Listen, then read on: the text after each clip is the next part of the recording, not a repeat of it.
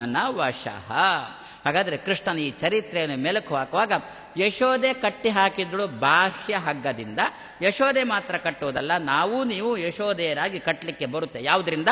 ಭಕ್ತಿ ಎಂಬ ಕಟ್ಟಿಗೆ ದೇವರು ಸಿಗುತ್ತಾನೆ, ಮತ್ತೆ ಯಾವುದಕ್ಕೂ ಸಿಗೋಲ್ಲ. ಆ ಧಾಟಿಯಲ್ಲಿ ಕುಂತಿ ಇದೇ ಕಥೆಯಿಂದ ಕೃಷ್ಣನನ್ನು ಮೆಲುಕು ಹಾಕಿ, ನೀನು ಭೂಮಿಗೆ ಬಂದಿದ್ಯಲ್ಲ, ಹೌದು, ಯಾವುದಕ್ಕೋಸ್ಕರ ಬಂದದ್ದು ನೀನು ಭೂಮಿಗೆ? ನನ್ಗೆ ಗೊತ್ತಿಲ್ಲ ಅಂದ. ಯಾಕೆ ಗೊತ್ತಿಲ್ಲ? ಒಬ್ಬೊಬ್ಬರು ಒಂದೊಂದು ರೀತಿ ಹೇಳ್ತಾರೆ, ಆದ್ದರಿಂದ ಗೊತ್ತಿಲ್ಲ ಅಂತ. ಯಾವ ರೀತಿ ಹೇಳಬೇಕು ಅಂತಲೇ ಗೊತ್ತಾಗುವುದಿಲ್ಲ, ಆದ್ದರಿಂದ ಗೊತ್ತಿಲ್ಲ ಅಂತ.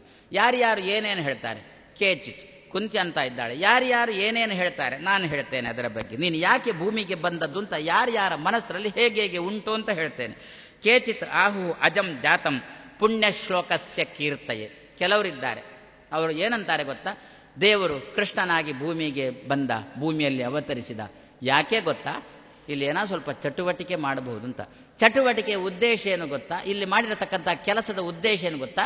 ಮತ್ತೇನಿಲ್ಲ. ಮತ್ತೆ ಯಾರಾದರೂ ಕೆಲವರಿಗೆ ಇರುತ್ತೆ, ಏನಾದರೂ ದೇವರ ಬಗ್ಗೆ ಹೇಳಬೇಕು ಕೇಳಬೇಕು ಅಂತಿರುತ್ತೆ. ಆ ಹೇಳಬೇಕು ಅಂತ ಬಾಯಿ ತುರಿಸುವವರಿಗೆ ವಿಷಯ ಕೊಡಬೇಕಲ್ಲ, ಅದಕ್ಕೋಸ್ಕರ ನೀನು ಬಂದದ್ದಂತೆ ಅಲ್ವಾ? ಮತ್ತೆ ಯಾವುದಕ್ಕಲ್ಲ, ನಿನಗಾಗಿ ಬಂದದ್ದಲ್ಲ, ಬೇರೆ ಯಾರಿಗಾಗಿಯೋ ಬಂದವ ಅಲ್ವ ನೀನು. ಅದು ಕೂಡ ಯಾರಿಗೆ? ಕೆಲವರದ್ದು ಒಂದು ಕ್ರಮ ಉಂಟು. ಏನು ಗೊತ್ತಾ? ಅವರು ನಿತ್ಯ ಜಪ ಮಾಡ್ತಾ ಇರುವುದು, ಇಲ್ಲ ಪಾರಾಯಣ ಮಾಡ್ತಾ ಇರುವುದು, ಇಲ್ಲ ವೇದ ಓದ್ತಾ ಇರುವುದು. ಅದು ಮುಗಿದ್ರೆ ಈ ಪುಸ್ತಕ ತೆಗೆಯುವುದು, ಇದು ಮುಗಿದ್ರೆ ಇನ್ನೊಂದು ಪುಸ್ತಕ ತೆಗೆಯುವುದು. ಇಡೀ ದಿವಸ ಓದ್ತಾನೆ ಇರುವುದು, ಪಾರಾಯಣನೇ ಮಾಡ್ತಾರೆ. ನಮ್ಮಲ್ಲಿ ಅನಂತಪುರದಲ್ಲಿ ಒಬ್ಬರಿದ್ದಾರೆ, ಅವರಿಗೆ ಹೆಸರೇ ಸಂಧ್ಯಾವಂದನೆ ಅಂತ. ಅವರ ಅಡ್ಡ ಹೆಸರು ಸಂಧ್ಯಾ. ಅವರ ಪರಂಪರೆಗೆ ಸಂಧ್ಯಾವಂದನೆ ಅಂತ ಹೆಸರು. ಈಗಿರೋದು ಆ ಪರಂಪರೆ ಈಗಲೂ ಉಂಟು. ಯಾಕೆ ಅಂತ ಅವರಿಗೆ ಸಂಧ್ಯಾವಂದನೆ ಅಂತ ಸಂಧ್ಯಾವಂದನೆ ಅಂದರೆ ಜಪ ಮಾಡು ಅಂತ ಅರ್ಥ. ಅವರ ಹಿರಿಯರು ಮನೆಯಲ್ಲಿರುವಾಗ ಯಾರಾದರೂ ಅವ್ರನ್ನ ಹುಡುಕಿಕೊಂಡು ಬಂದರೆ ಮನೆಯವಳು ಹೇಳ್ತಿದ್ರಂತೆ, ಅವರು ಸಂಧ್ಯಾವಂದನೆ ಮಾಡ್ತಾ ಇದ್ದಾರೆ. ಯಾವಾಗ ಬಂದು ಕೇಳಿದ್ರು ಕೂಡ ಸಂಧ್ಯಾವಂದನೆ ಮಾಡ್ತಾ ಇರೋದು. ಕೊನೆಗೆ ಯಾರೋ ಕೇಳಿದ್ರು, ಎಲ್ಲಿ ಹೋಗಿ ಬಂದಿ? ಆ ಸಂಧ್ಯಾವಂದನೆ ಮನೆಗೆ ಹೋಗಿ ಬಂದೆ. ಆ ಹೆಸರು ಈಗಲೂ ಉಂಟು. ಕೆಲವರಿಗೆ ಹಾಗೆ ಆಸೆ ಇರುತ್ತೆ. ಏನು ಅಂತ? ಇಡೀ ದಿವಸ ಏನಾದರೂ ದೇವರ ಬಗ್ಗೆ ಪಾರಾಯಣ ಮಾಡೋದು, ಜಪ ಮಾಡುವುದು, ಆವೃತ್ತಿ ಮಾಡೋದು, ಹೀಗೆ ಮಾಡೋದು ಇದ್ದೇ ಇರುತ್ತೆ. ಅವರು ಏನು ಅಂತ ಪಾರಾಯಣ ಮಾಡೋದು, ಅವರು ಏನು ಅಂತ ಹೇಳೋದು. ಒಂದೇ ಪುಸ್ತಕ ಕೊಟ್ಟರೆ ಅದನ್ನು ಎಷ್ಟು ಅಂತ ಹೇಳೋದು. ಅದಕ್ಕೆ ನೀನು ಭೂಮಿಗೆ ಬಂದಿಯಂತೆ, ಕೆಲವು 10 ವರ್ಷ ಭೂಮಿಯಲ್ಲಿ ಇದ್ಯಂತೆ, ಆ ಕೆಲಸ ಈ ಕೆಲಸ ಅಂತ ಮಾಡಿದ್ಯಂತೆ. ಮಾಡಿದ್ದನ್ನು ವೇದವ್ಯಾಸರು ಚೊಕ್ಕವಾಗಿ ಬರೆದಿಟ್ರಂತೆ. ಅದು ಅವರ ಕೈಗೆ ಸಿಕ್ಕಿದಂತೆ ಒಂದೇ ಸವನೆ ನಿನ್ನ ಬಗ್ಗೆ ಹೇಳುವುದು. ಆದರೆ ನೀನು ಭೂಮಿಗೆ ಬಂದದ್ದು ಯಾಕೆ ಅಂತಂದ್ರೆ ಪುಣ್ಯ ಶ್ಲೋಕಸ್ಯ ಕೀರ್ತಯೇ. ಕೆಲವು ಜನರು ನಿನ್ನನ್ನು ಹೊಗಳಬೇಕು ಅಂತಲೇ ಸಂಕಲ್ಪ ಮಾಡಿಕೊಂಡು ಬಂದ ಕೆಲವು ಜನರಿದ್ದಾರೆ, ಅವರಿಗಾಗಿ ನೀನು ಭೂಮಿಗೆ ಬಂದದ್ದು.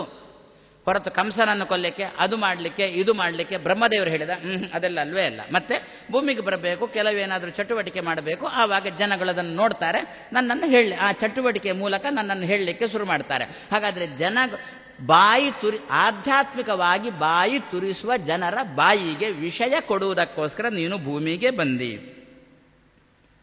ಇನ್ನು ಕೆಲವರೇನಂತಾರೆ ಗೊತ್ತಾ? ಕೃಷ್ಣ ಯಾಕೆ ಭೂಮಿಗೆ ಬಂದ? ಅದು ವಸುದೇವ ದೇವಕಿಯವರು ಬೇಡಿದ್ರು ಬರಬೇಕು ಅಂತ ಬಂದ. ಸರಿ ಆಯ್ತು. ಅದರಿಂದ ನಮಗೇನು ಅಂತ ಲಾಭ? ಈಗ ಕುಂತಿ ಹಾಗೆ ಹೇಳಿದ್ದಕ್ಕೆ ಬಂದಿ, ಹೀಗಾದದ್ದಕ್ಕೆ ಬಂದಿ ಅಂತ ಕುಂತಿ ಒಂದೊಂದೇ ಹೇಳ್ತಾಳಲ್ಲ, ನಮಗೀಗ ಏನು ಬೇಕು ಅಂತ ಇದರಲ್ಲಿ? ನಮಗೆ ಪಾರಾಯಣ ಗೀರಾಯಣ ಎಲ್ಲ ಪ್ರಾಯಶ ಮಾಡಲಿಕ್ಕೆ ನಮ್ಮಿಂದ ಸಾಧ್ಯ ಆಗಲಿಕ್ಕಿಲ್ಲ. ಆದರೆ ನಾವು ಅದನ್ನೆಲ್ಲ ಮಾರಾಯ ಅವರು ಹೊಗಳಬೇಕು, ಇವರು ಹೊಗಳಬೇಕು, ನೀನು ಭೂಮಿಗೆ ಬಂದಿ ಅಂತ ಹೇಳಿಬಿಟ್ರೆ ನಾಳೆ ನಾವು ಕೂಡ ಹೊಗಳ್ತಾನೆ ಇರಬೇಕು, ನಮ್ಮಿಂದ ಅಷ್ಟು ಸಾಧ್ಯ ಇಲ್ಲ.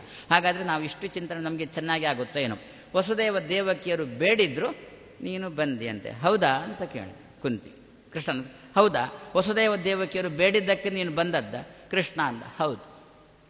ಹಾಗಾದರೆ ನಾಳೆ ದಿವಸ ನಾನು ಮತ್ತೆ ನನ್ನ ಗಂಡ ನಾವು ಬೇಡಿದ್ರೆ ನೀನು ಬರ್ತೀಯಾ? ಬೇಡಿದ್ರೆ ಬರ್ತೇನೆ. ನಮ್ಗೆ ಅದು ಸಾಕು ಅಂತ ತೋರಿತು. ಯಾಕೆ ಮೊದಲನೇದಾದ್ರೂ ತುಂಬ ಪಾರಾಯಣ ಮಾಡಬೇಕಲ್ಲ, ಪುಸ್ತಕ ಎಲ್ಲ ತುಂಬ ಬೇಕಲ್ಲ, ಸಮಯ ಇದೇನಿಲ್ಲ, ಆರಾಮ. ಕೃಷ್ಣ ನಾವು ದಂಪತಿಗಳು ನಾವು ಸೇರಿಕೊಂಡು, ಕೃಷ್ಣ ನೀನು ಬರಬೇಕು, ನೀನು ನನ್ನ ಮನೆಯಲ್ಲಿ ಬರಬೇಕು, ನೀನು ನಮ್ಮಲ್ಲಿ ಅವತರಿಸಬೇಕು ಅಂತ ನಾವು ಇಷ್ಟೇ ಪದೇ ಬೇಡ್ತಾ ಇದ್ರೂ ಸಾಕು, ಕೃಷ್ಣ ಬಂದು ಬಿಡ್ತಾನೆ. ಹಾಗಾದರೆ ವಸುದೇವಸ್ಯ ದೇವಕ್ಯಾಂ ಯಾಚಿತಃ ಅಭ್ಯಗಾತ್, ಬೇಡಿದ್ದಕ್ಕೆ ಬಂದ. ಇದು ಯಾಕೆ ಹೇಳ್ತಾರೆ ಅಂದರೆ ನಾವು ಕೃಷ್ಣನ ಬಗ್ಗೆ ಯಾವ ರೀತಿ ಚಿಂತನೆ ಮಾಡಬೇಕು, ಮೆಲುಕು ಹಾಕಬೇಕು ಎನ್ನುವುದನ್ನು ತಿಳಿಸಿಕೊಡ್ತಾರೆ ಇದ್ದಲ್ಲಿ ಎಂಬಲ್ಲಿಗೆ ಇಂದಿನ ಮಾತನ್ನು ಮುಗಿಸ್ತಾ, ನಾಳೆ ಇದೆ, ನಾಡ್ದು ಶನಿವಾರ ದಿವಸ ಈ ಉಪನ್ಯಾಸ ಕೊನೆ. ನಮ್ಮ ವ್ಯವಸ್ಥಾಪಕರು ಅಂದರೆ ಉಪನ್ಯಾಸ ಮಾಡಿಸುವವರು. ಇದಕ್ಕೆ ಹೆಸರು ಪ್ರೋಷ್ಠಪದಿ ಅಂತ ಗೊತ್ತು ತಾನೆ, ಭಾದ್ರಪದದ. ನಾಡ್ದು ಅನಂತ ಚತುರ್ದಿವಸ ನಾವು ಮುಗಿಸೋಣ ಅಂತ ಹೇಳ್ತಾ ನಾಳೆ 6 ಗಂಟೆಗೆ ಸೇರೋಣ.